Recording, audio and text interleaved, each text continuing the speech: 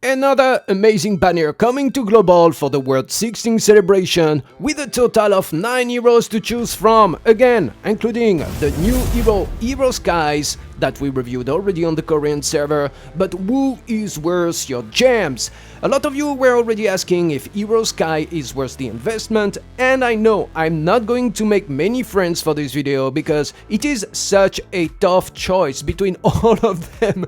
All of them have some strong incentives in different content. If I made any mistakes, or if you have a different experience or opinion about the order of priority and tier list ranking today, please share it with us in the comment section below.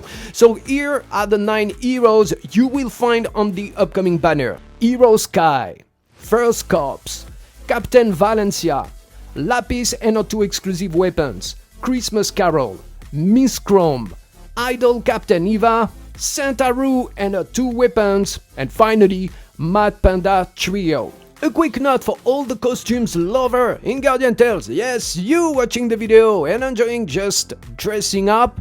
So here will be also 2 new costumes, and those will be the first for the First Corps Commander and also for the H.E.R.O.S, so don't forget to save some gems if you are enjoying those. For today's priority order and ranking for beginners and mid-game players, I have built not 3 but 4 different categories, from heroes that are too niche to specific content up to heroes that are much worth investing in my opinion because they can cover much more content. I've got detailed breakdown videos you can find for each and every hero in my playlist if you want to, but today this is the shortcut, so let's get started with the Forgotten, yes, the Forgotten.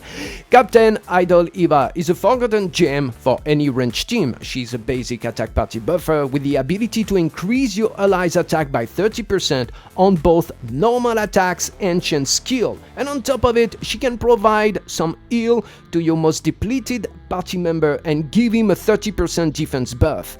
She was a gem for the Colosseum especially. Unfortunately, with the rise of the melee teams and the prevalence of Mia as a support queen in the Colosseum, and the buff Mia received along the way for the weapon skill regen speed party buffer that now have skill damage party buff, that has made Idol Eva fade away from the leaderboard and too niche to be considered as an early investment for beginners.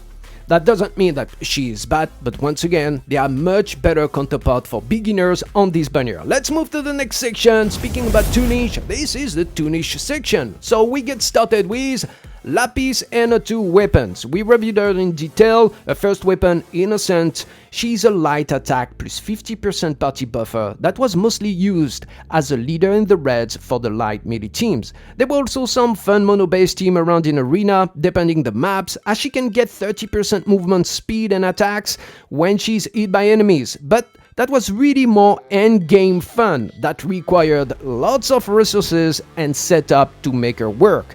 Then they released her second weapon, Radiant, that transformed her into a melee attack party buffer, so a much wider use, much wider party buff with AoE normal attacks and the ability to boost light type party members' critical hit chance up to 30%, which is actually a strong team utility skill. But aside from mono-elemental content like the Reds, where she does an amazing job with, for example, Valencia on this banner, H.E.R.O.S on this banner, Christmas Carol on this banner, you understand it. You have a full light red team if you want to, for example. But otherwise, she is not used anywhere. And once again, as a beginner, you don't want to invest just for one elemental red team. No, you want unit that can cover all of them. So right here, she's still very niche, just a few content, a good boost for the reds with the arrival of H.E.R.O.S, as I just mentioned, but aside of this, not a priority for beginners. Next is H.E.R.O. She has 2 weapons, but she still remains a earth attack party buffer with both of them.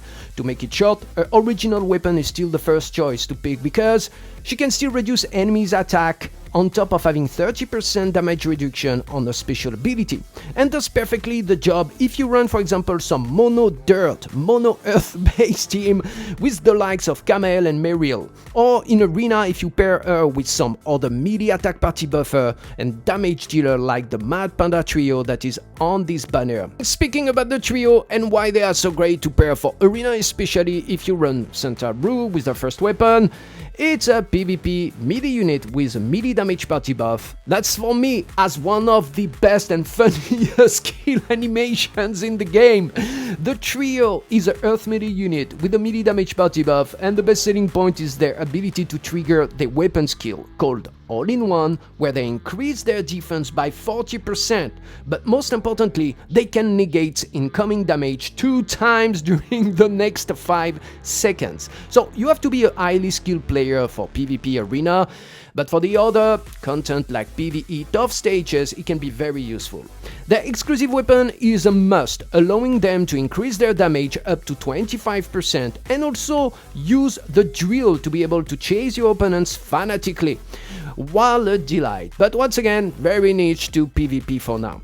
Next is Christmas Carol. She is a melee warrior unit with a critical hit chance party buff that can reduce enemies' light resistance up to 20% on normal attack, and with a juicy 500% DPS, but this is ranged damage on her chance skill. It still does the work.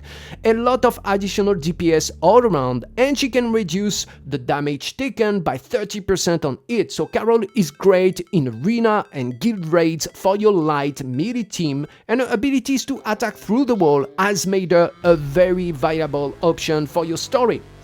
And next section now, it's time for the solid heroes to invest in, and I will start with Miss Chrom.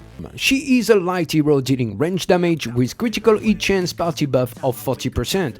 She is the first hero capable of wearing 2 weapons, yes, 2 weapons, 2 rifles at a time, which makes her a top tier on my badass list.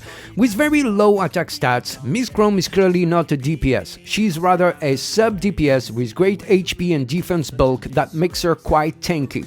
Her weapon, the Black Mamba, uses silence. That allows her to delay your opponent's weapon skill for 2 seconds.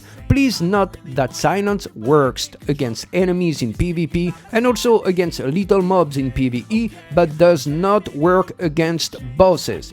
While it sounds strong for PvP, Miss Chrom works way better in 3vs3 because of her special ability that helps her to get a attack boost and damage reduction when your party member uses their weapon skills as well.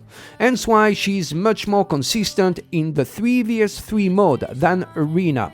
At last, Miss Chrom will require you a lot of resources, as you will need to max out the 2 weapons in order to get the most out of her.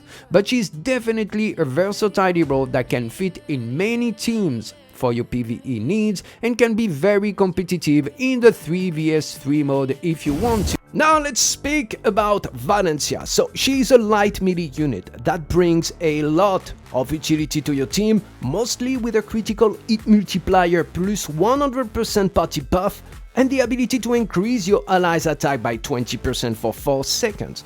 So with the rise of the melee teams currently right now in the Colosseum, she has been rocking the top leaderboards and remains such a valuable investment for any beginner looking to go for melee teams, as she remains a top tier support unit for your melee raids as well. Finally, her ability to deal AoE damage on chance skill and to get a secured critical hit on the 3rd hit and to boost her own attack by 40% on special ability is just delightful for your story.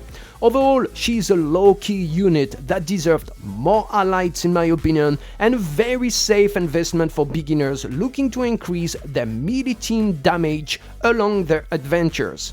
And now it's First Corps. I guess we did everything. I have 2 videos out there that did fantastically well. Thank you so much everyone for the support. So everything has been said in details in the last video, but I will repeat, she's a very versatile hero with amazing sustain, great team utility in decreasing defense on normal attacks to all enemies, and such a versatile unit to use across all the content. Aside from top dark teams in the raids, strong performance in arena, I was mentioning she was also valuable unit for Colosseum, and I'm glad I have seen a few Colo teams with her in the top 100, some more testing coming, so she's definitely a top ranged unit to invest in Guardian Tales. So if you didn't get her, you did not summon, please summon you should have her. She's really a strong investment, especially for beginners. And finally, H.E.R.O.S, guys, we check him out in the detailed video released this week. Although the robot brings that new party buff that was introduced to Guardian Tales with Rosetta, that normal attack party buff that is now available for your melee teams. So I think he's a must on this banner if you intend to build melee teams, because we have seen a lot of development with him and strong teams comp in the Colosseum, the Reds since our last video, with top teams like H.E.R.O.S, Lilith, Valencia, Christmas Carol that is also on this banner, and of course he still rock with the likes of Zoe, Beth, and many more melee damage dealer in Arena, so a must for the melee team.